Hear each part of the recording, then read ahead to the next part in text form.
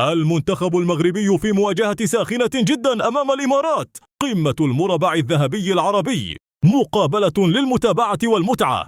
الماضي يرشح المنتخب المغربي، الحاضر يرشح المنتخب المغربي، والكلمة الأخيرة قد تكون أيضا للمنتخب المغربي. المنتخب المغربي متصدر المجموعة الثانية ب7 نقاط بدون هزيمة لحد الآن، ب3 انتصارات من 4 مواجهات، أمام السعودية وجزر القمر في دور المجموعات، وأمام المنتخب السوري في الدور ربع نهائي. تعادل مرة واحدة أمام سلطنة عمان بدون أهداف في دور المجموعات، سجل 5 أهداف في الهجوم، وتلقى هدفا واحدا فقط في مرماه أمام جزر القمر، ليصل إلى الدور نصف النهائي بمعدل تهديف 1.3. المنتخب الإماراتي احتل المركز الثاني ب4 نقاط في المجموعة الرابعة، فاز فقط على المنتخب الكويتي ب3 أهداف لهدف واحد في دور المجموعات، وانهزم في لقاء واحد أمام الأردن بهدفين لهدف في دور المجموعات.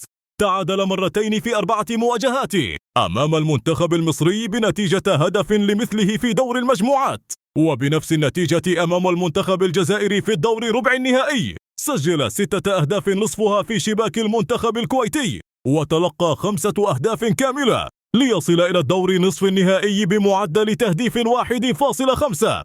المنتخب المغربي يدخل اللقاء بترتيب أفضل من الإمارات في دور المجموعات بدون خسارة لحد الآن، وبدفاع أفضل من الإمارات.